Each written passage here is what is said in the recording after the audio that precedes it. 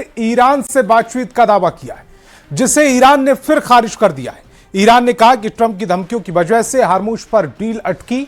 इधर ट्रंप ने चेतावनी दी कि अगर ईरान ने हार्मुज जल्दी नहीं खोला तो फिर जोरदार हमले होंगे।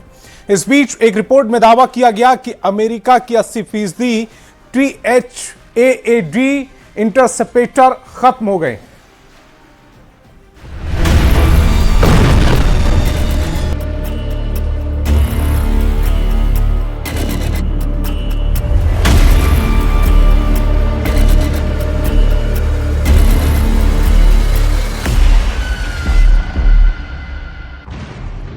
मिनट में 7 धमाके। ईरान अमेरिका की जंग में दुबई क्यों जल रहा है?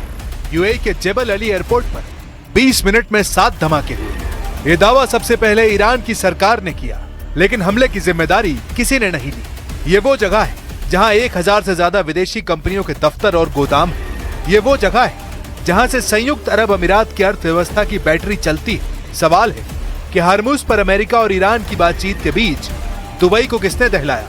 शक ईरान पर है, शक यमन पर है, शक किसी और ताकत पर भी है जो इस युद्ध को जारी रखना चाहती है।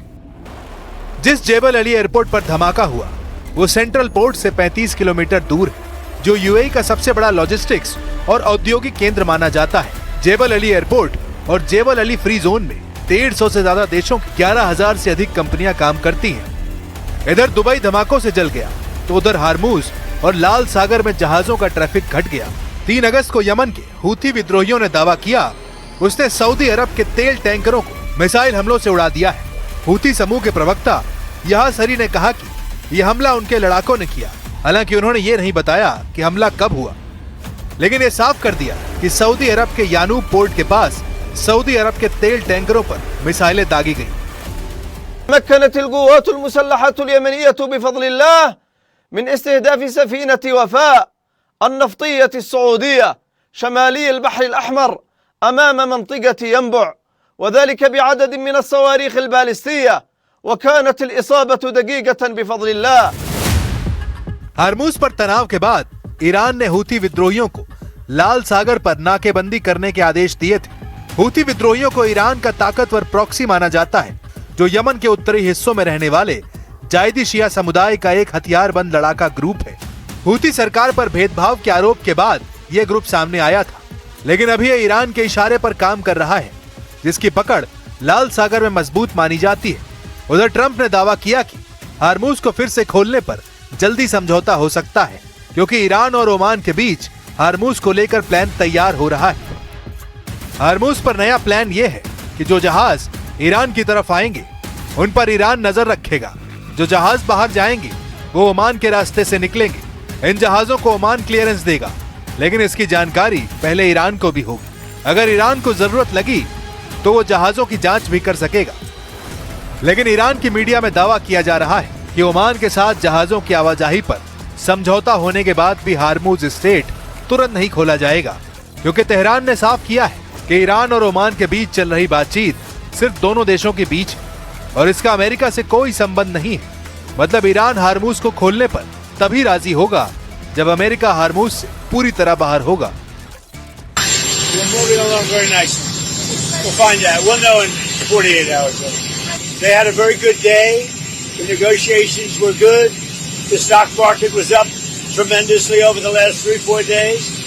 We set new records today in the stock market. Yesterday, today, I think it's like 78 times now during a very short period of time.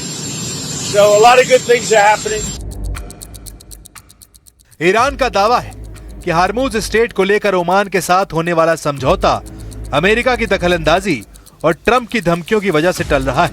Iran ने साफ कहा है कि जब तक अमेरिका ईरान पर सैन्य कार्रवाई की धमकी देता रहेगा और बातचीत में दखल करता रहेगा, तब तक कोई भी समझौता आगे नहीं बढ़ेगा। लेकिन ट्रंप लगातार धमकी दे रहे हैं कि ईरान को हार्मुज बहुत जल्दी खोलना होगा। अगर ऐसा नहीं हुआ तो अमेरिका फिर से जोरदार हमला करेगा। अगर ईरान ने हार्मुज स्ट्रेट नहीं खोला तो सवाल सिर्फ इतना नहीं होगा कि अमेरिका हमला करेगा या नहीं, सवाल ये होगा कि हमला कितना बड़ा होगा, क्योंकि इस बार निशाना सिर्फ मिसाइल लॉन्चर नहीं बल्कि ईरान की पूरी सैन्य और आर्थिक ताकत बन सकती है। ट्रंप ने साफ संकेत दे दिया है कि अगर बातचीत नाकाम रही और हार्मुज बंद रहा तो अमेरिका सिर्फ चेतावनी नहीं देगा बल्कि सैन्य कार्रवाई करेगा। तो सवाल है कि ट्रंप के पास ईरान पर अगले हमले का क्या प्लान है। पहला टारगेट, हरमुज के आसपास तैनात ईरानी एंटीशिप मिसाइल बैटरियां। दूसरा target, Islamic Revolutionary Guard Corps की नौसैनिक स्पीड बोट्स और ड्रोन बेस। तीसरा टारगेट, बंदर अब्बास, केशम और अबू मूसा जैसे रणनीतिक सैन्य ठिकाने। चौथा target, radar, air defence system और कमांड एंड कंट्रोल सेंटर। पांचवा टारगेट, समुद्र में बिछाई गई बारूदी सुरंगों को अमेरिकी नौसेना और सहयोगी देशों के जहाज मिलकर साफ करेंगे। लेकिन अमेरिका का मकसद सिर्फ रास्ता खोलना ही नहीं बल्कि दुनिया को यह संदेश देना होगा कि वैश्विक ऊर्जा सप्लाई को बंधक बनाने की कीमत बहुत भारी पड़ेगी। उधर अमेरिकी नौसेना पहले से ही अरब सागर, ओमान की खाड़ी और फारस की खाड़ी में अपने aircraft carrier strike group, guided missile destroyer, परमाणु पनडुब्बियों और लंबी दूरी के बॉम्बर विमानों के साथ मौजूद है। अगर हमला होता है तो इसकी शुरुआत हवा और समुद्र से होने वाली मिसाइलों की जबरदस्त बारिश से हो सकती है। मतलब एयरक्राफ्ट कैरियर से F-35 और F-18 फाइटर जेट उड़ान भरेंगे। B-2 और B-52 बॉम्बर लंबी दूरी से प्रिसीजन स्ट्राइक कर सकते हैं। टॉम हुक क्रूज मिसाइलें युद्धपोतों और पनडुब्बियों से दागी जा सकती हैं। ड्रोन और सैटेलाइट लगातार ईरानी ठिकानों की निगरानी करेंगे। I'm very proud of the fact that I'll give people a chance. This is a big move. To do an attack that big on a country, I'd rather not do it. Now, we've already, through lots of large attacks, but they were normal large. Hopefully they'll come to their senses, because what happened, cannot have a nuclear weapon, but hopefully they'll come to their senses. लेकिन अगर America ने हमला किया तो जवाब भी तय माना जा रहा है। ईरान एक साथ हार्मुज, इराक, सीरिया और खाड़ी में मौजूद अमेरिकी ठिकानों पर अपने प्रॉक्सी नेटवर्क को सक्रिय कर सकता है। हूथी लाल सागर में नए हमले कर सकते हैं। ईरान और सीरिया में इराक समर्थक मिलिशिया अमेरिकी बेस को निशाना बना सकते हैं और इजराइल पर भी मिसाइल और ड्रोन हमलों का खतरा बढ़ सकता है। यानी अगर हार्मुज नहीं खुला तो लड़ाई सिर्फ समुद्र तक सीमित नहीं रहेगी बल्कि पूरा पश्चिम एशिया एक बार फिर युद्ध की आग में घिर सकता है और उसका असर दुनिया भर में तेल की कीमतों से लेकर शेयर बाजार तक हर जगह दिखाई देगा। लेकिन जिस तरह ईरान पर अमेरिकी हमले की आशंका बहुत तेज हो गई है, इस बीच एक रिपोर्ट अमेरिका को भी बहुत परेशान करने वाली है। एक रिपोर्ट में दावा किया गया है कि ईरान जंग में अमेरिका के 80% थर्ड इंटरसेप्टर खत्म हो गए हैं, जबकि अमेरिकी फौज पैट्रियट सिस्टम के लगभग आधे इंटरसेप्टर इस्तेमाल कर चुकी है। रिपोर्ट के मुताबिक हथियारों का तेजी से घटता भंडार और मिडिल ईस्ट में अमेरिकी सहयोगी देशों पर ईरानी जवाबी हमले की आशंका राष्ट्रपति डोनाल्ड ट्रंप के ईरान पर प्रस्तावित बड़े हमलों को टालने की एक बड़ी वजह बन गई है। हालांकि ट्रंप ने इन दावों को खारिज करते हुए कहा कि उनके पास इतने हथियार हैं जितने हथियार दुनिया ने कभी देखे भी नहीं। We feel very badly, but those great people, those great patriots were out there fighting that Iran cannot have a nuclear weapon. Iran has been very, very badly damaged. They've lost everything almost militarily. They've got very little left. They've got some missiles. They've got some drones. They've got some manufacturing ability, not much. We control the strait. They don't control anything. लेकिन Trump के दावों और रिपोर्टों के बीच सबसे बड़ा सवाल यही है, क्या ईरान वाकई इतना कमजोर हो चुका है कि अब अमेरिका उसे आसानी से झुका देगा, या फिर तेहरान अभी अपना सबसे बड़ा दांव खेलना बाकी रखे हुए है। लेकिन ट्रंप ने ईरान को जितनी धमकियां दी, जितने हमले किए, उतनी ही तेजी से तेहरान ने हार्मुज स्टेट पर फिर से दबाव बढ़ा दिया। अमेरिकी ठिकानों पर प्रॉक्सी हमले तेज किए, इजराइल पर मिसाइल और ड्रोन अटैक करके अपनी ताकत दिखाई, साइबर हमलों से ऊर्जा नेटवर्कों को निशाना बनाया, खाड़ी में तेल सप्लाई को बाधित करने की कोशिश की। यही वजह है कि अमेरिका सिर्फ ईरान की सेना पर नहीं बल्कि उसके पूरे प्रॉक्सी नेटवर्क पर भी नजर बनाए हुए। वॉशिंगटन को डर है कि अगर तेहरान सीधे जवाब देने की स्थिति में नहीं हुआ तो हूथी, इराक और सीरिया के ईरान समर्थक, मिलिशिया और लेबनान के हथियारबंद गुट एक साथ नया मोर्चा खोल सकते हैं। यानी युद्ध का मैदान सिर्फ ईरान नहीं बल्कि पूरा पश्चिम एशिया बन सकता है। लेकिन अमेरिका की टेंशन हार्मुज में IRGC के साथ लाल सागर में हूथियों ने भी बढ़ा दी है। खाड़ी में तेहरान अमेरिकी ठिकानों को तबीयत से निशाना बना रहे हैं। उधर खाड़ी के देशों में भी हाई अलर्ट है। सऊदी अरब, UAE, कतर, बहरीन और कुवैत अपनी ऊर्जा परियोजनाओं और बंदरगाहों की सुरक्षा बढ़ा रहे हैं। तेल कंपनियों ने भी अपने जहाजों के रूट बदलने शुरू कर दिए हैं, क्योंकि अगर हार्मूज और लाल सागर दोनों पर खतरा बढ़ा तो दुनिया की ऊर्जा आपूर्ति पर एक साथ दोहरी चोट पड़ सकती है। और यही वजह है कि इस वक्त पूरी दुनिया की नजर सिर्फ तेहरान या वॉशिंगटन पर नहीं, बल्कि अगले 48 घंटे पर टिकी हुई है। अगर बातचीत सफल हुई तो हार्मूज खुल सकता है और तनाव कम हो सकता है, लेकिन अगर बातचीत टूट गई तो मिसाइलें फिर चलेंगी, युद्धपोत फिर आगे बढ़ेंगे और पश्चिम एशिया एक ऐसे संघर्ष में धकेला जा सकता है जिसकी कीमत सिर्फ ईरान और अमेरिका नहीं बल्कि पूरी दुनिया को चुकानी पड़ सकती है। तो सवाल सिर्फ इतना नहीं है कि अगला हमला कौन करेगा, सवाल ये है कि क्या आखिरी मौके की बातचीत युद्ध को रोक पाएगी या फिर हार्मूज स्ट्रेट से शुरू हुआ ये टकराव पूरे पश्चिम एशिया को एक और बड़े युद्ध की आग में झोंक देगा।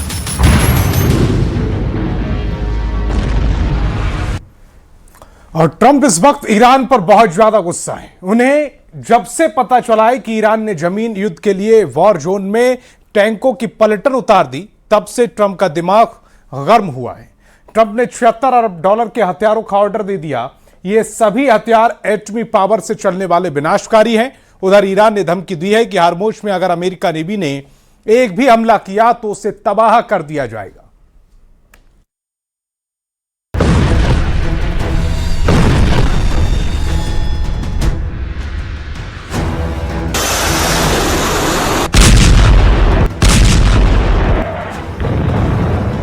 ईरान पर लगातार हवाई हमलों से ट्रंप को कुछ हासिल नहीं हुआ है।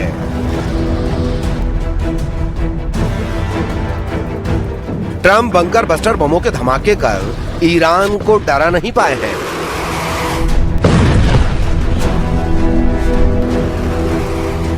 ट्रंप की जमीनी युद्ध वाली धमकी का ईरान बिल्कुल लोड नहीं ले रहा है।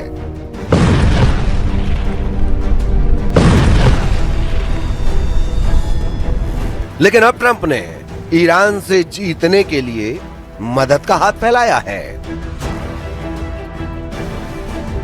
जिस ईरान को ट्रंप हफ्ते 2 हफ्ते में कुचलकर उससे एटम बम छीन लेने का दावा कर रहे थे, अब उसी ईरान से जीतने के लिए ट्रंप ने झोली फैला दी है। ट्रंप आइडिया मांग रहे हैं, ट्रंप जुगत पूछ रहे हैं, ट्रंप वो हथियार जानना चाहते हैं जिससे ईरान का घमंड तोड़ सकें। क्योंकि ईरान के आगे उनके सारे दांव फेल हो चुके हैं। ईरान ट्रंप का रत्ती भर लोड नहीं ले रहा है। ईरान ने अमेरिका से जमीनी युद्ध का मोर्चा संभालना शुरू कर दिया है। ईरान उन बॉर्डर पर टैंक तैनात करने लगा है जहां से अमेरिका घुसने की कोशिश कर सकता है।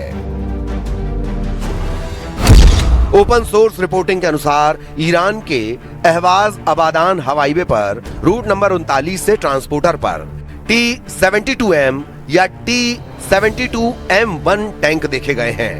ये ट्रांसपोर्टर आर्तेश यानी ईरानी सेना की 92वीं आर्म्ड डिवीजन के हैं, जो खुजेस्तान यूनिट से निकलकर ईरान के दक्षिण पश्चिम इलाके के इराकी और कुवैती बॉर्डर पर भेजे गए हैं।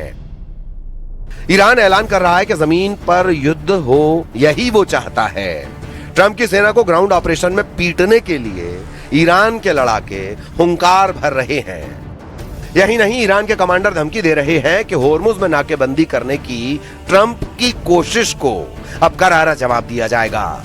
ईरानी मिलिट्री सलाहकार मोहसिन रिजाई ने धमकी दी है कि अगर होर्मुज में यूएस नेवी ने हरकत की तो उसे उड़ा दिया जाएगा। مگه ما میتونیم محاصره دریایی تحمل کنیم؟ حتما برای ناوهای آمریکا، برای پایگاه آمریکا خطرات جدی به وجود خواهد اومد. یعنی ما دست بزنیم رو دست هم دیگه.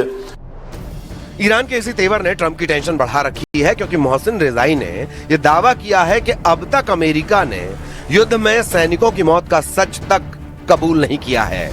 रेजाई ने दावा किया कि ईरान के लड़ाकों ने सैकड़ों अमेरिकी सैनिकों का सफाया किया है, जबकि अमेरिका ने युद्ध में सिर्फ 18 सैनिकों की मौत की पुष्टि की है। सुप्रीम लीडर मुस्तफा खामनेई के मिलिट्री एडवाइजर मोहसिन रिजाई के मुताबिक जुलाई में हुए हमलों में ईरान ने सैकड़ों अमेरिकी सैनिकों को मार डाला और सैकड़ों को घायल कर दिया है। प्रेस टीवी ने रिजाई के इंटरव्यू का हवाला देकर दावा किया कि अमेरिका ने हाल के हमलों में ईरान के कुल 650 लोगों के घायल होने और मारे जाने की बात मानी है, जबकि ईरानी सूत्रों का अनुमान है कि लगभग 500 अमेरिकी सैनिक मारे गए हैं। वहीं अमेरिकी सेंट्रल कमांड की लेटेस्ट रिपोर्ट में जॉर्डन और इराक में 4 अमेरिकी सैनिकों की मौत और ऑपरेशन एपिक फ्यूरी में कुल 14 सैनिकों के मारे जाने का अपडेट है। ईरान का दावा सच है तो उसके लिए यह खतरनाक साबित होगा। सुपर पावर अपने एक सैनिक की जान के लिए दुश्मन देश को तबाह कर डालता है। ट्रंप के इरादे भी अब ईरान के टोटल सफाई वाले दिख रहे हैं, जिसके लिए वो अब पुख्ता तैयारी कर रहे हैं।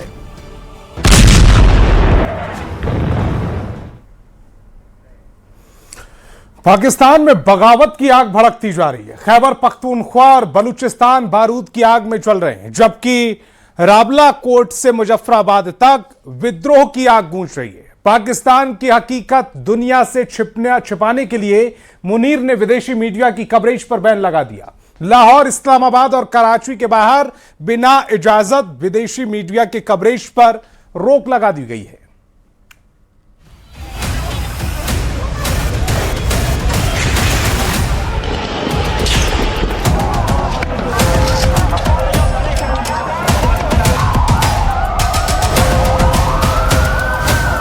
ताबड़तोड़ चलती गोलियां,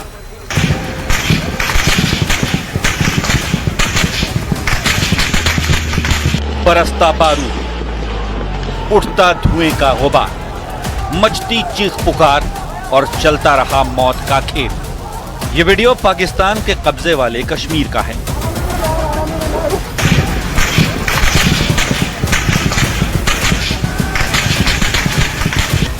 आजकल पीओके में हर तरफ अफरा तफरी का ऐसा ही मंजर दिखाई देता है। लोग इधर उधर भागते नजर आते हैं, लेकिन गोलियों की आवाज नहीं थमती।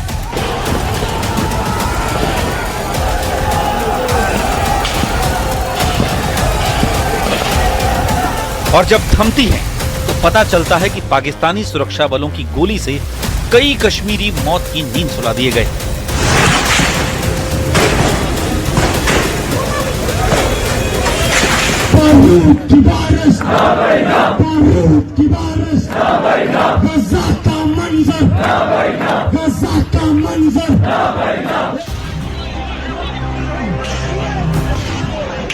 पीओके से आई तस्वीरें रूह को कपाने वाली हैं, जिसको देखने के बाद पाकिस्तान के दूसरे शहरों में भी विरोध की चिंगारी भड़क उठी।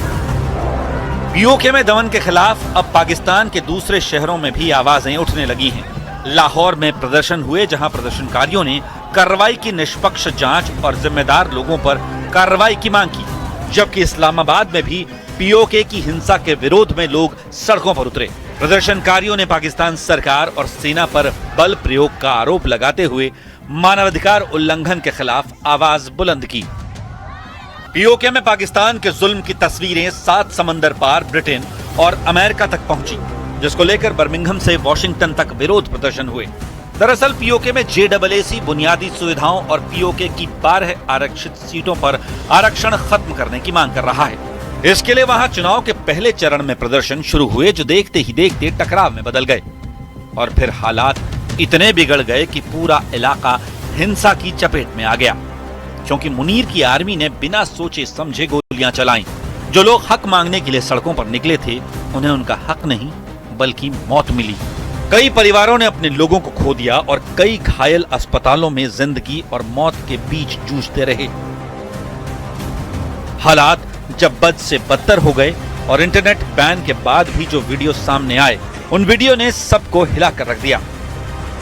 इसके बाद दुनिया भर में मानवाधिकारों की रक्षा के लिए काम करने वाली संस्था एमनेस्टी इंटरनेशनल ने पूरे घटनाक्रम की स्वतंत्र जांच की मांग कर डाली। साथ ही कहा गया कि इलाके में संचार सेवाएं बहाल की जाएं, ताकि दुनिया वहां की असली तस्वीर देख सके और लोगों की आवाज बाहर तक पहुंच सके। इनका मुंह जो है लटका हुआ लंगूर की तरह मुंह देखना चाहता हूँ, लंगूर की तरह। और इनको इंशाअल्लाह ताला मुजफ्फराबाद पहुंचने दे। ये जो बदमाश मुजफ्फराबाद बैठे हुए अवाम के टैक्स पैसों पे अयाशी करने वाले, सारी जिंदगी अपनी नस्लें पालने वाले हमारे पैसे पे, इनसे हम कहते हैं अगर अपने बाप के बेटे हो तो उधर ही रुकना, वहां से भागना नहीं। आप कश्मीर हाउस नहीं जाना, उधर ही रुकना। इंशाअल्लाह ताला आएंगे, एक भी जिंदा रहा तो वो आएगा, उधर तक पहुंचेगा। लेकिन पीओके हिंसा की स्वतंत्र जांच तो छोड़िए, पाकिस्तान सरकार तो ब्लैकआउट पर उतर आई ताकि पाकिस्तान की सच्चाई बाहर न जा सके। इसके लिए पाकिस्तान सरकार ने फॉरेन मीडिया फैसिलिटेशन गाइडलाइंस 2026 जारी की, जिसके तहत विदेशी पत्रकारों और अंतर्राष्ट्रीय मीडिया संस्थानों के प्रतिनिधियों को पाकिस्तान में रिपोर्टिंग के लिए एनओसी लेना होगा। खासकर इस्लामाबाद, लाहौर और कराची के बाहर रिपोर्टिंग से पहले एनओसी लेना जरूरी है। यही नहीं, विदेशी पत्रकारों के लिए सरकार ने एक्सटर्नल पब्लिसिटी विंग में पंजीकरण और मान्यता जरूरी कर दी। और सबसे बड़ी बात, ये नियम print, TV, digital, web portal और सोशल मीडिया प्लेटफॉर्म पर लागू है। मतलब यह कि पाकिस्तान में विदेशी मीडिया सिर्फ इस्लामाबाद, लाहौर और कराची में ही खुलकर रिपोर्टिंग कर पाएगी। बाकी जगहों पर जाने के लिए एनओसी लेना जरूरी होगा। मतलब चाहकर भी पीओके बलूचिस्तान और खैबर पख्तूनख्वा में बिना इजाजत के नहीं जा सकते। पाकिस्तान में मीडिया ब्लैकआउट क्यों है? क्योंकि मुनीर शहबाज की सत्ता 3 मोर्चों पर घिरी हुई है। पीओके में बगावत, बलूचिस्तान में विद्रोह और खैबर पख्तूनख्वा में टीटीपी के हमले से पाकिस्तान घिर चुका है। अब पाकिस्तान अपनी बदहाली और सेना के दमन की तस्वीर दुनिया से छिपाता फिर रहा है, इसीलिए विदेशी मीडिया पर बैन लगा रहा है। ऐसे में सवाल है कि पाकिस्तान सरकार मीडिया ब्लैकआउट पर क्यों उतरी? आखिर दुनिया से क्या छुपाना चाहता है पाकिस्तान? ऐसा क्या है जो शहबाज मुनीर नहीं चाहते कि दुनिया देखे? इन सवालों के जवाब को समझने के लिए पीओके के साथ साथ पूरे पाकिस्तान के हालात को समझना जरूरी है। करीब 2 महीने से पाकिस्तान के कब्जे वाले कश्मीर में विरोध प्रदर्शन जारी है। मुनीर की फौज लोगों की आवाज को दबाने के लिए हर हथकंडा अपना रही है। डर पैदा करने के लिए लड़की के शव को सेना की गाड़ी के आगे बांध कर घुमाया जाता है, लेकिन पीओके के लोगों का हौसला टूटने का नाम नहीं ले रहा। I'm a girl from Rawalakot, Azad, Jammu and Kashmir, and today countless people in my Rawalakot have been murdered. Countless of my brothers, countless of my fathers have been killed in Rawalakot, and the world is staying silent. No one is speaking up for Kashmir. We never thought a day like this would come. We never thought we would have to see this day where our roads would be filled with our people's blood. Our soil is going to be covered with our people. दूसरी ओर बलूचिस्तान में Bloch लड़ाकों ने Pakistan police के नाक में दम कर रखा है। बलूचिस्तान की हालत तो ऐसी हो गई है जैसे कुछ ही घंटों में पाकिस्तान हाथ से निकल जाएगा। दलबंदीन इलाके में फ्रंटियर कॉर्प्स की सुरक्षा में चल रहे फ्यूल टैंकरों और स्टोरेज ट्रकों पर हमले की ये वो तस्वीर है जिसे लेकर दावा किया गया कि बलूच लड़ाकों ने सुराब, खुशदार और तुर्बत समेत 8 अलग अलग लड़ाई में 35 से ज्यादा पाकिस्तानी सुरक्षा बलों को मार गिराया। इन दावों की पाकिस्तान ने कोई पुष्टि नहीं की है, लेकिन बलूचिस्तान में बढ़ते विद्रोह ने पाकिस्तान की नींद उड़ा दी है। यहां तक कि बलूचिस्तान ने ऐलान कर दिया है कि वो 11 अगस्त को अपना स्वतंत्रता दिवस मनाएगा। इसके पीछे वजह 1947 बताई गई है। जब भारत आजाद हुआ था तब बलूचिस्तान ने भी अपनी आजादी की घोषणा की थी। तीसरी ओर खैबर में अफगान लड़ाकों ने पाकिस्तानी फौज को टारगेट पर ले रखा है। खैबर पख्तूनख्वा के स्वात घाटी में 3 अगस्त को हुए आत्मघाती हमले में 17 लोग मारे गए। इसमें पाकिस्तान के पुलिस वाले भी शामिल हैं। जुलाई में बलूच विद्रोहियों और टीटीपी के हमलों में पाकिस्तान के 42 सुरक्षाकर्मी मारे गए। पीओके में जुलाई में विरोध प्रदर्शनों के दौरान पाकिस्तानी रेंजर्स की गोलीबारी में 90 लोगों की जान चली गई थी।